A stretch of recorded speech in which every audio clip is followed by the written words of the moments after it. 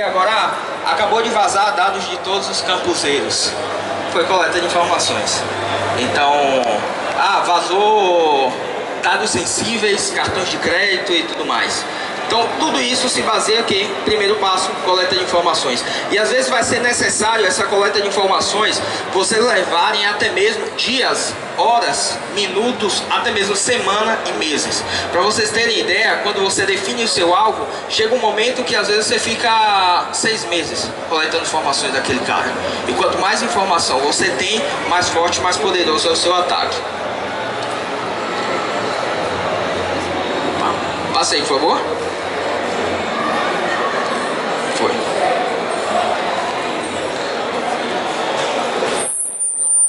E aí eu começo sempre com uma frase. Quem já ouviu falar em Abraham Lincoln, hein? Bastante, né?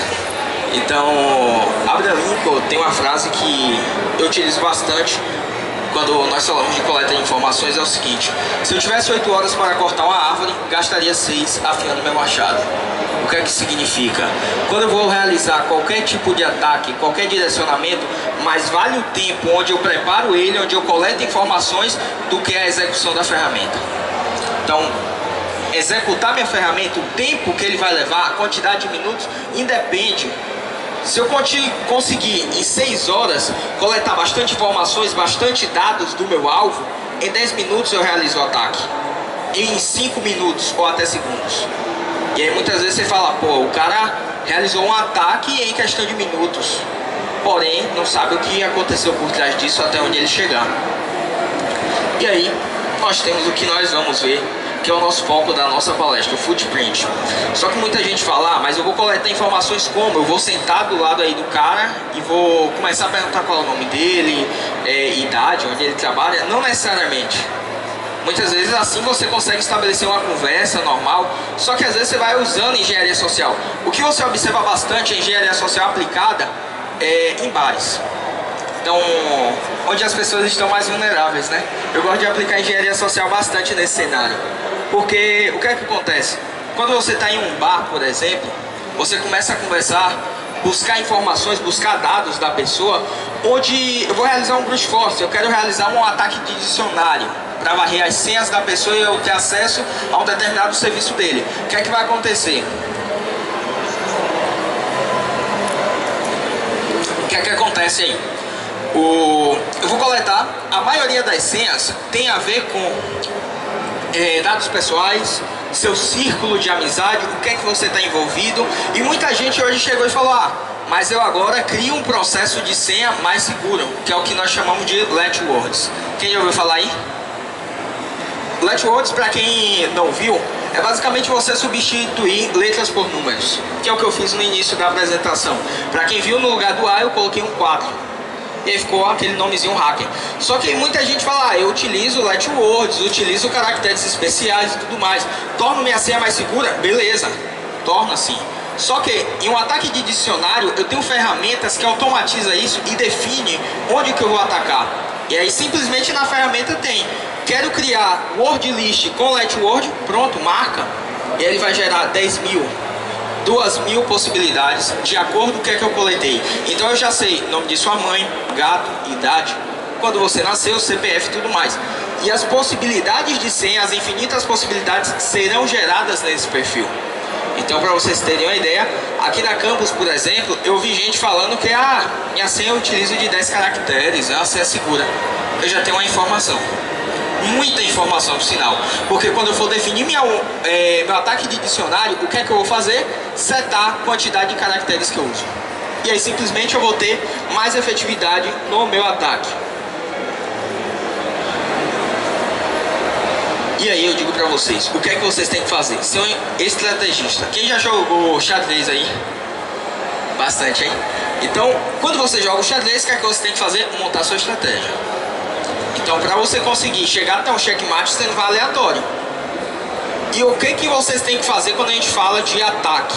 Você montar sua estratégia de acordo com cada peça e cada ponto onde vocês vão utilizar. Quem aí já utilizou fluxograma, mapa mental? Bastante, hein? Então, o que é que vocês vão fazer com sua estratégia? Definir seu mapa mental, o que nós vamos chamar de mapa mental de ataque. A galera que utiliza muito e estuda para concurso, cria mapa mental de estudo. Só que nós vamos fazer mapa mental de ataque, onde nós vamos ramificar todas as possibilidades da invasão. E nós jogamos tudo isso por fluxograma, de uma forma que ele vai dizer, se esse ataque deu certo, ok, eu consigo a invasão. Se não, passo para o segundo passo.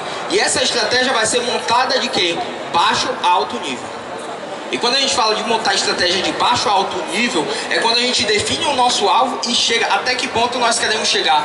E o que vocês viram logo no início, quando eu mostrei todos os sistemas têm falhas, é um clichê muito grande você falar que nenhum sistema é 100% seguro. Porém, é realmente o que acontece. Mas a vulnerabilidade maior acontece nas pessoas. Quem desenvolve os sistemas, muitos programadores web, ele não se preocupa com a segurança.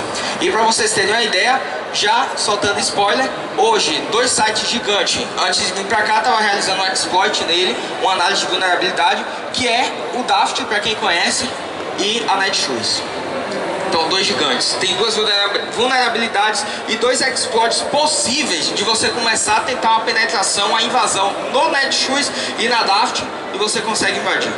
Isso pode dar acesso a nossos dados. Então, o que é que eu recomendo para vocês, já adiantando? Questão de segurança é sempre você estar mudando sua senha. E aí, para sites mais sensíveis, onde vocês utilizam dados sensíveis, você começar a definir uma política, uma rotina de senhas.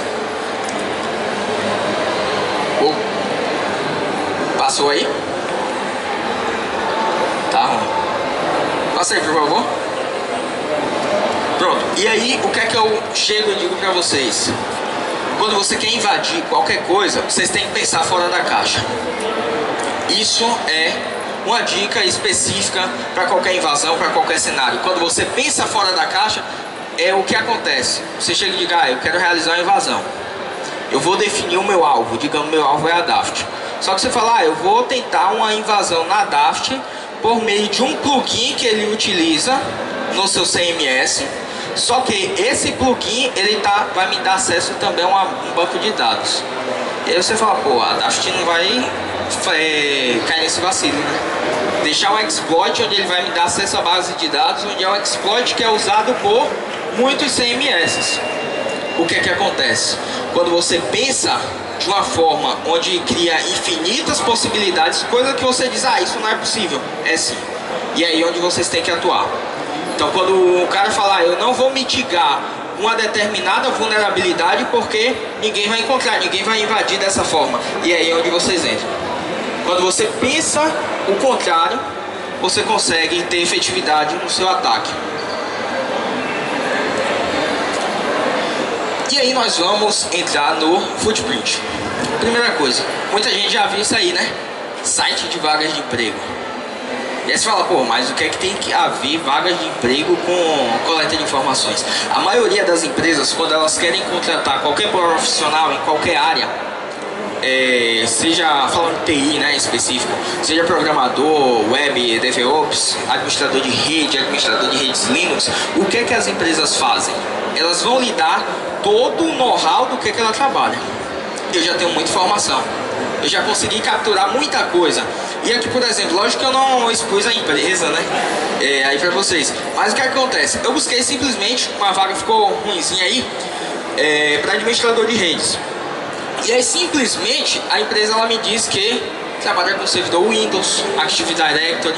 E tem outras situações que ela mostra o que? A versão do serviço que ela utiliza. Então, eu quero um cara que trabalha com Windows Server 2008 R2, que ele vai trabalhar em cima do Active Directory, trabalhando com DHCP, DNS, com Apache 2, por exemplo, utilizando tais protocolos de rede. Já tenho muita coisa, já sei onde e com quem a empresa trabalha. Onde vai ser meu ataque? Em cima desse tipo de serviço, que é em cima dos protocolos. E aí é onde eu consigo achar vários exploits. Quando ele já me diz, já me fornece, eu já vou ter o que? Quem chegou a acompanhar aí o WannaCry, por exemplo? Ouviu falar? O WannaCry, por exemplo, para quem não ouviu, foi um ataque gigante que ele buscou uma vulnerabilidade em um dos serviços de arquivo e ele conseguiu criptografar a maioria dos discos e atingiu milhares de servidores no mundo. Isso em termos gerais, né? E o que é que acontece? Muito WannaCry foi realizado. Isso é quando a gente já trabalha com ataque em massa, né? E aí o WannaCry, por exemplo, ele é um ataque que ele não foca no alvo e sim na ferramenta. E aí quando eu tenho quem aí usa algum CMS, algum framework aí